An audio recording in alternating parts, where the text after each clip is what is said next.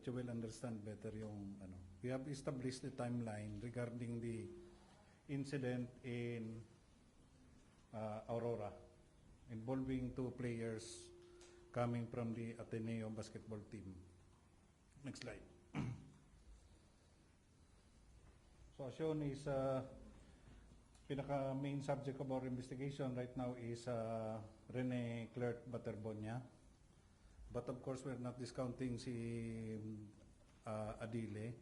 But since wala pa po dito yung mga magulang niya, we need something na magiging basis namin para sa investigation. But is also covered sa line of questioning namin for those who were subpoenaed.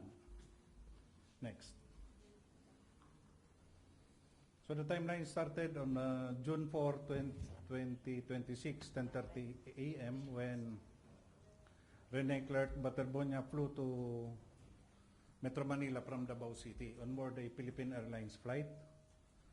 He was welcomed by Coach Christopher Kimpo for enrollment preparations at Ateneo de Manila University. Next. So Rene Baterbonia directly went to the dormitory inside Ateneo campus, and he participated in a basketball training at Ateneo de Manila University gym from when he arrived from June 4 to 6. Next.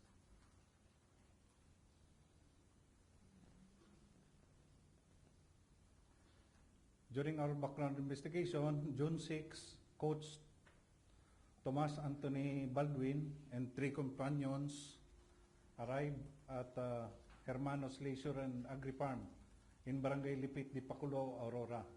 This is where the incident occurred. So,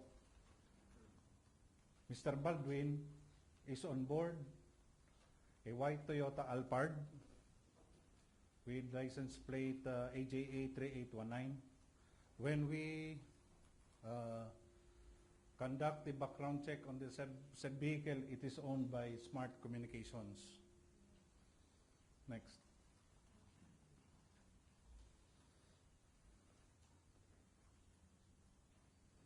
On June 2026 also, Rene Baterbonia posted on his social media that he will not be available for the next 5 days in sa social media because he is going to undergo training. This was also confirmed by the mother. Apparently, it is the policy of the coach na tanggalan to remove all mobile phones sa mga players that will be will undergo the so-called team building activity, and they call it also boot camp in Aurora. Next. On June 7, 2026 at 9:45 a.m., the Ateneo Blue Eagles men's basketball team departed Metro Manila for Dipaculo, Aurora on a Genesis bus for a team building activity. Rene and Divine, who are both juniors, can be considered as juniors, were at the very back seat of the bus. So it is a Genesis bus which was contractual provided by the University Athletics Office of Ateneo de Manila. Next.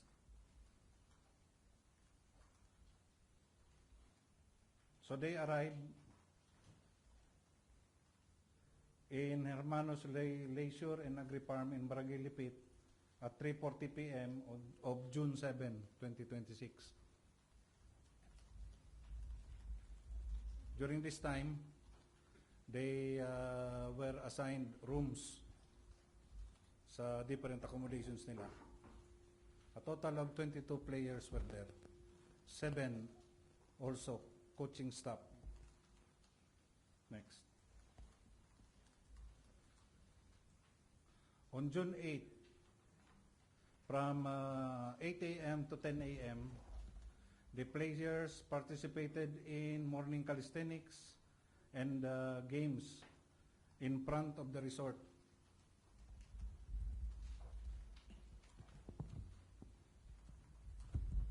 So this is ito po yung resort nila.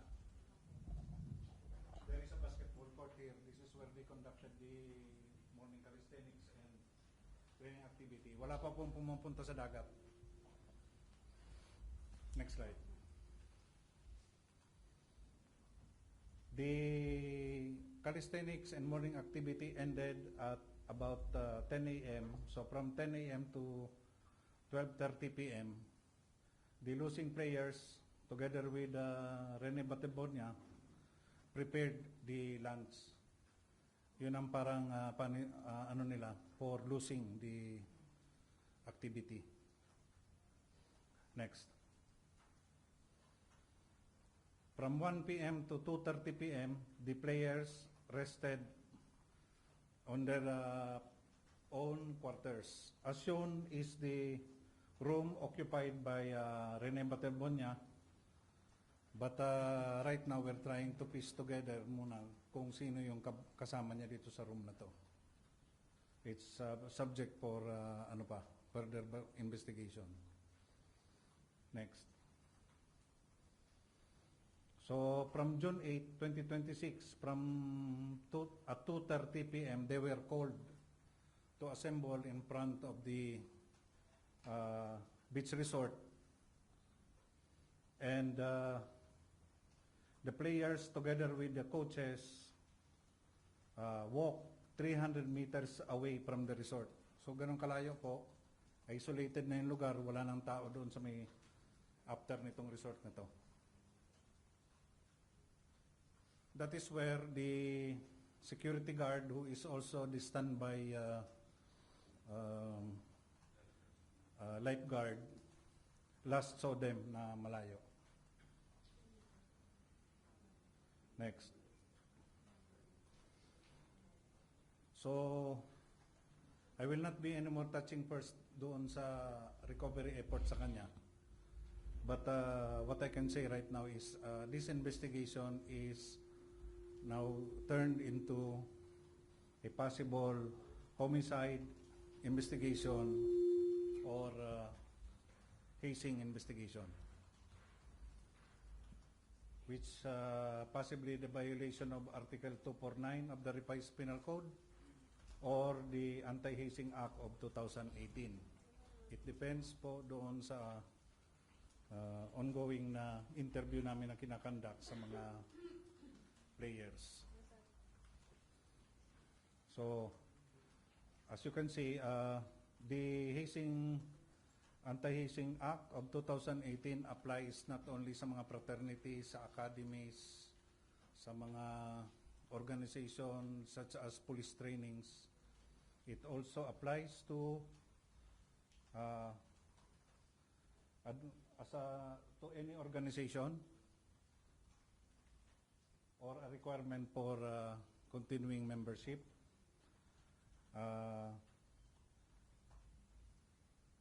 Among the possible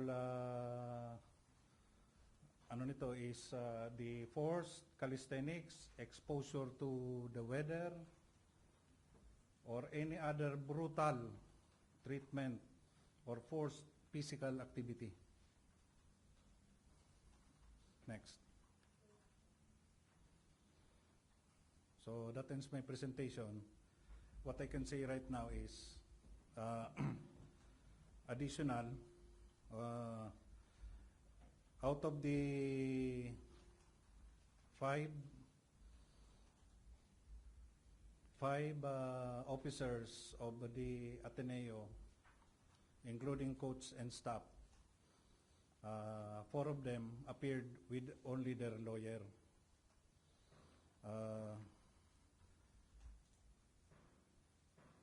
we will going to issue another subpoena because right now, we do not know the purpose of their representation sa mga ano lang. The lawyers are not present during the time that the incident happened, so they do not have the personal knowledge para makapag-shed light po sila. And only the Director of University Athletics Office of Ateneo de Manila, Mr. Manuel Fernandez, appeared personally to answer our questions. And we will be again asking him further questions comes the time that the students will also appear sa CIDG. Scheduled, we have talked with the lawyers of the students and they requested that instead of tomorrow, their clients will, the 22 of them, will appear on Wednesday, which we give in. So we're expecting them to appear on Wednesday. One of the material fact in this case is that we learned also from the University Athletics Office that the Ateneo basketball team allegedly is autonomous and independently run by a foundation. The program planning and funding is being handled by a foundation which is Smart Communications. This is there, you can also see, kung that's why I emphasize na yung sinakyan na Alphard ni Coach Baldwin is owned by Smart Communication. That's why we will be issuing subpoenas in the next days. Secondly, we learned that Rene has yet to enroll kasi wala pa pong enrollment, but this does not mean na walang pananagutan po ang school, if any, during the course of the investigation, because he was admitted sa Ateneo. He is living sa dormitory ng Ateneo when he arrived from Davao. So, again, we will be re-issuing another subpoena to the team manager of Ateneo Blue Eagles, Christopher Kimpo, Tomas Anthony Baldwin, head coach, Reynaldo Jacinto, Dean Castaño. And through this press conference, I would like to elicit their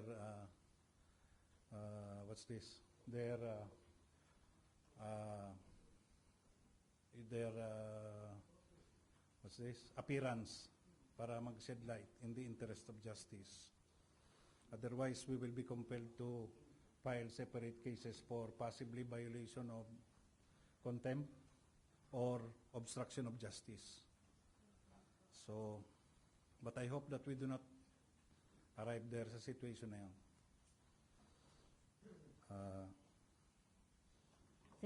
That is all. I'm ready to answer. Thank you very much, sir, for Little providing questions. us with relevant information surrounding the incident. With this, we will strictly entertain one question each from the media. We will start from Ms. Leia Ilagan, UNTV. Good afternoon, sir. Sir, napansin namin na possible na makasuhan ang anti-hazing law yung mga may kasalanan, sir. Sir, kinukonsider nyo ba na dahil parang neophyte yung dalawa, ay possible nga na nagkaroon ng hazing? Possible po, possible. That's why we're consider it. This one is basically a homicide or hazing investigation. Sir, nung mga unang araw na nangyari yan, may mga lumutang na may mga pasa sa katawan. Itong dalawa, may nakita po ba kayong pasa base doon sa medical legal na nakita nyo na sa investigation? That is part of the line of questioning that we will be asking during the course of the investigation, not only to the students, but also to the coach. So we will be answering that question in due time. Sir. Thank you, Ms. Leia. Edniel Paroza of DZRH.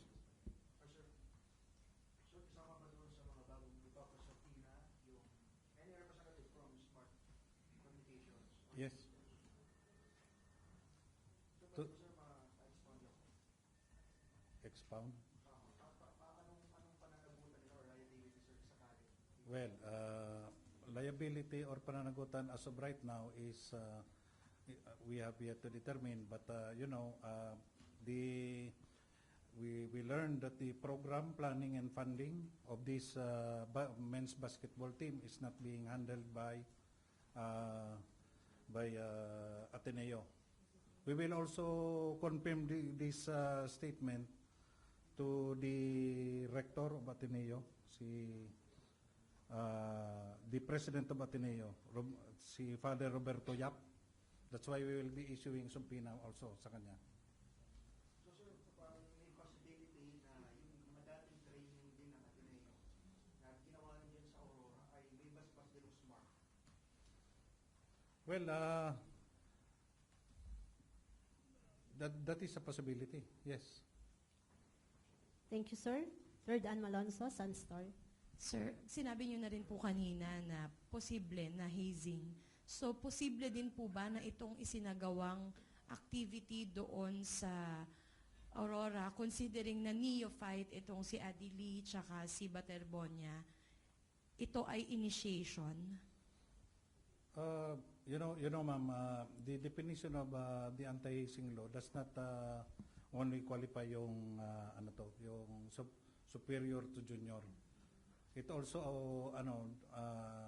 this also applies yung gravity ng exposure or activity na kinandak nila ng doon sa area. Sir, second question. Sir, nitong weekend, over the weekend may lumabas po, no? Allegedly, nagpapakilala siya na asawa o dating asawa ni Coach Baldwin. Tinitignan din po ba ng PNP yung mga sinabi niya dun sa kanyang statement? Dahil isa sa mga sinabi niya ay winarningan niya ang Ateneo na children are not safe with Baldwin. That is one of the part of the line of questioning that we will be asking sa Ateneo authorities. And it's also, we will also try to reach out to the wife who I think is abroad in New Zealand, including the daughter. We Thank hope you, sir. na makakonect. Yes, sir. Sir, Vic Sumintak, Net 25. Sir, just for the record lang, doon sa second subpoena na ipapadala, if they fail to appear,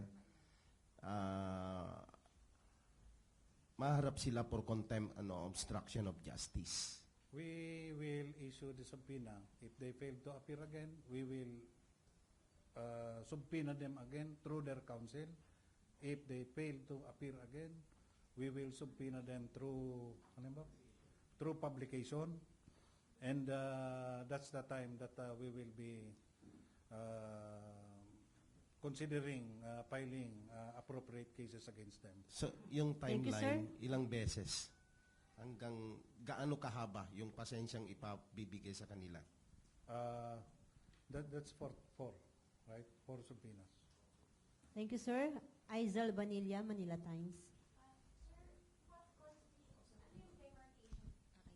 Sir, what is the demarcation line between a legitimate physical exercise for athletic training and that which already constitutes hazing?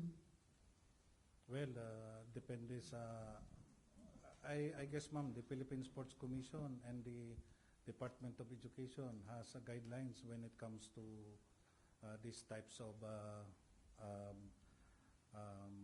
trainings involving players, because technically they are students, although hindi na sila po minor. You can also see na yung weather condition doon sa Aurora during that time. Yung beach po kasi doon sa Aurora hindi talaga pinapaliguan. And there we have talked with the local government unit. Masyadong malakas ang wave po doon. Not even surfing, hindi po even the locals, they do not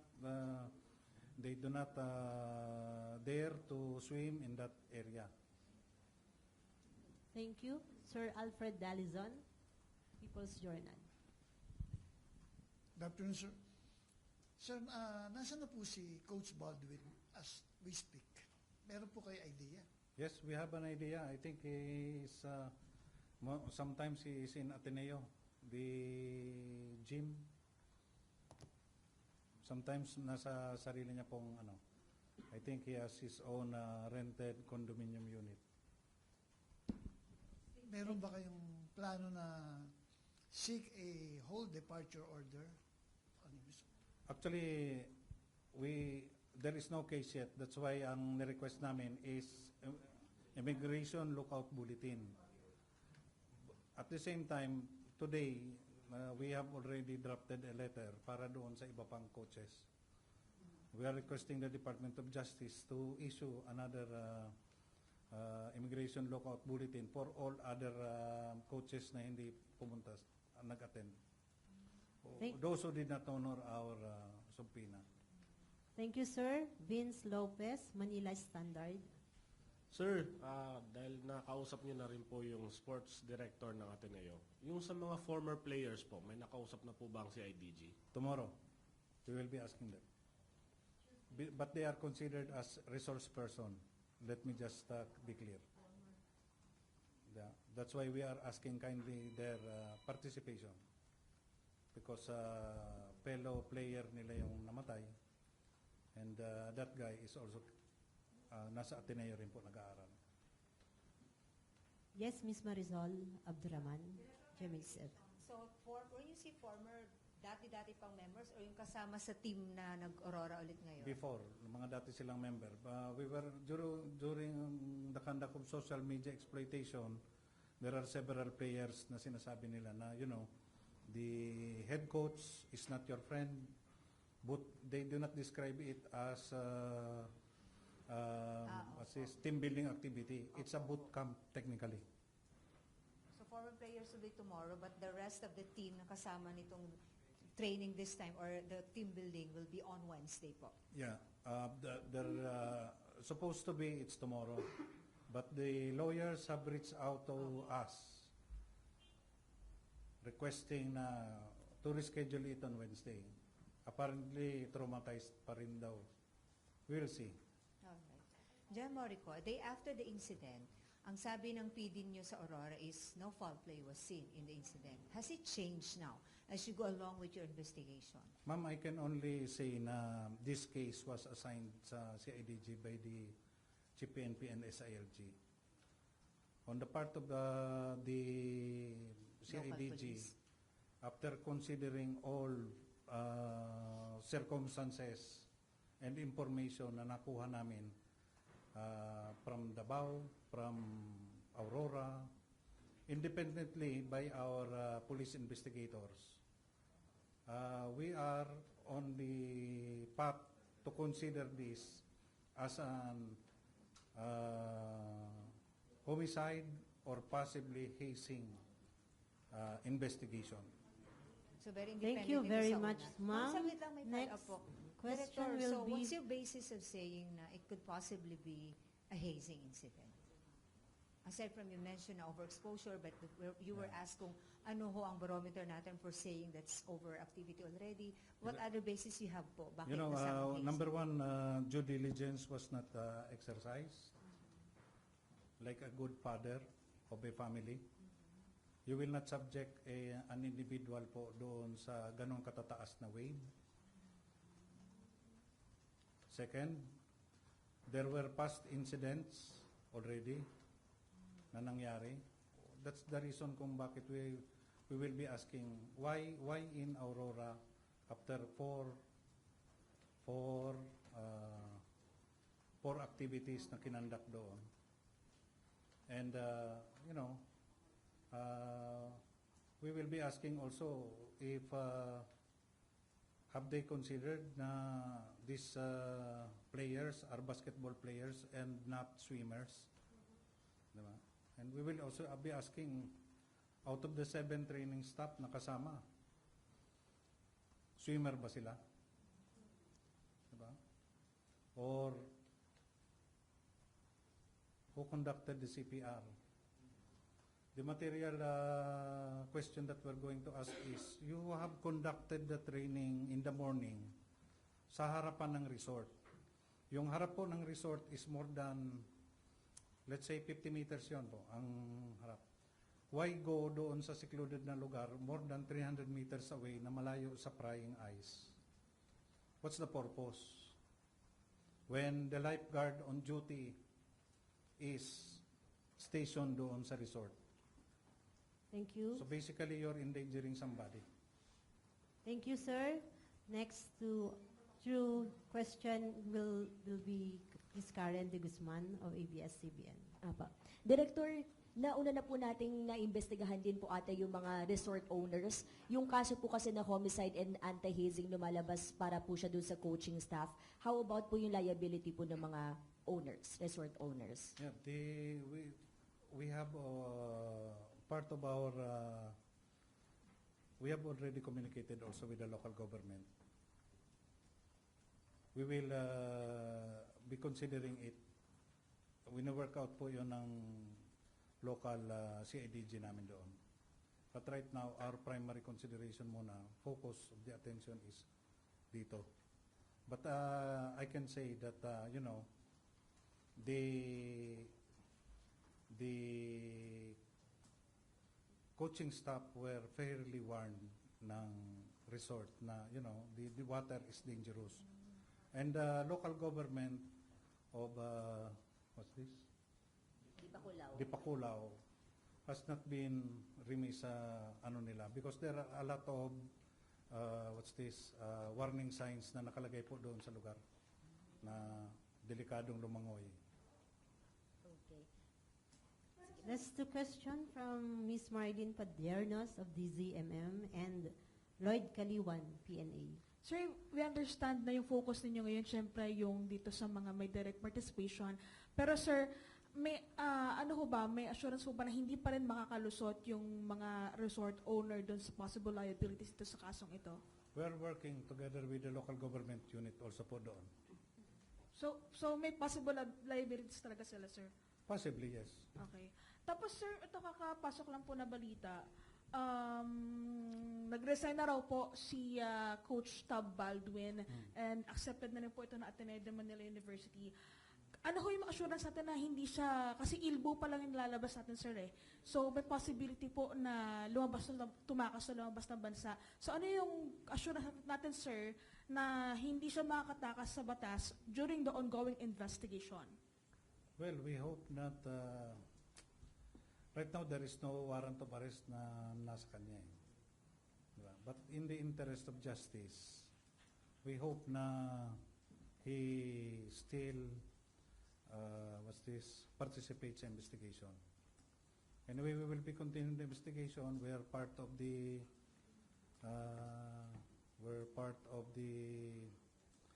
international community.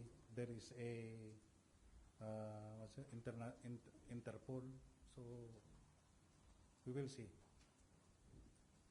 Yes, sir, Lloyd. Sir, yung sinabi nyo, as you mentioned, yung sa SMART, liable din ba sila? Na pwede nyo rin silang issue na subpoena? Then we will be issuing subpoenas sa SMART to help us shed light also. We will see po sa course ng investigation. During the course ng investigation, pwede nyo rin ba itanong kung saan nagsimula talaga yung training? Kung kaninong utak talaga?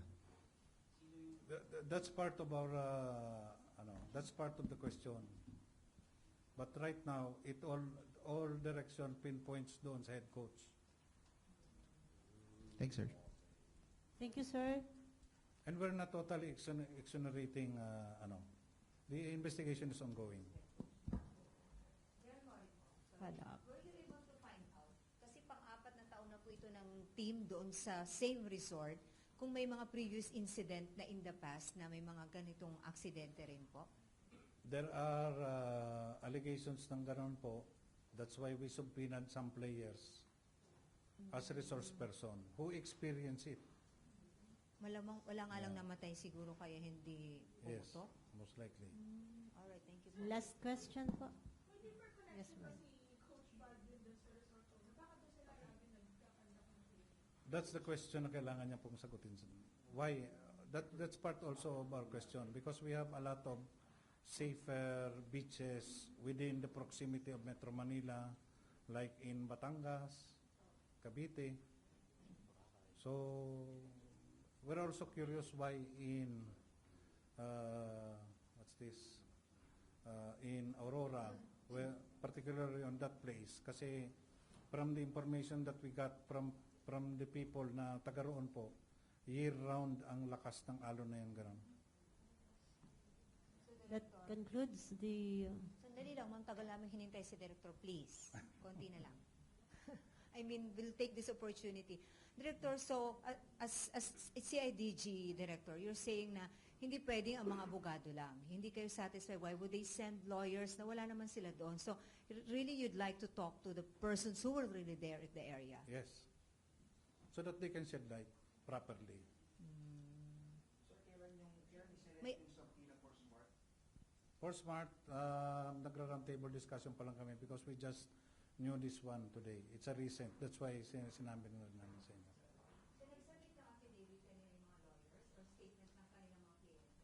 When wala silang sinubmit, that's the reason ng sinabi ko nga po, we are not really sure what's the purpose of their presence and their representation. Kasi wala naman po silang authority or personal knowledge over what happened. Thank, Not less than 7.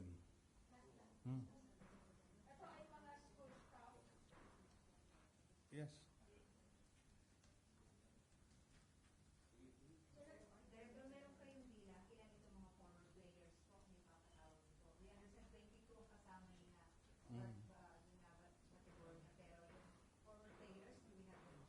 For the former players, as a resource person, initially we have 3. But they are resource person. any other questions from the media? Yes, Sir Alfred. Sir, narilib po yung Aurora Police Director last week lang. Is this connected to the ongoing investigation? Kasi nagsabi na po siya na no foul play. And then, tinas po kayo ni SIL and Chief to conduct another investigation, sir. You know, sir, that is outside of my paycheck. I'm sorry, I cannot answer it. I'm not really aware kung sino po nare-relieve ngayon sa dami ng trabaho namin. So hindi ko alam kung may mga changes na ano kasi marami kaming kasong inahawakan. Is there any other question?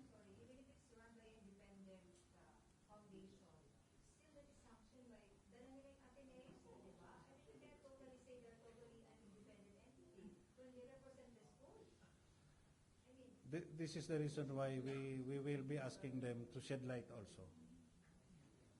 We will be asking them to shed light also because according to the University Athletics Office, who coordinates yung mga school activity ng lahat ng athlete ng Ateneo, including billeting, transportation, finances, ambulance.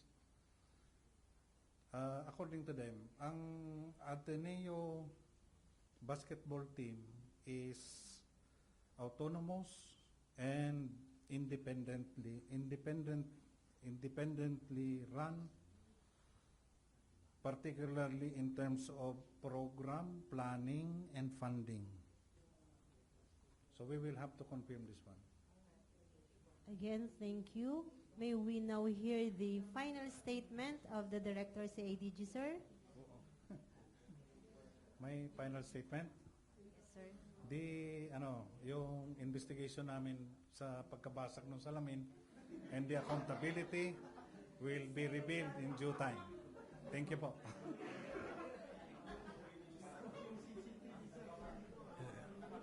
So again, sa ngalan po ng Chief Philippine National Police, Police General Jose Melencio Sr. Tatis Jr., at kasama po natin ang Director ng CIDG, maraming salamat po sa pagdalo nyo sa araw na ito.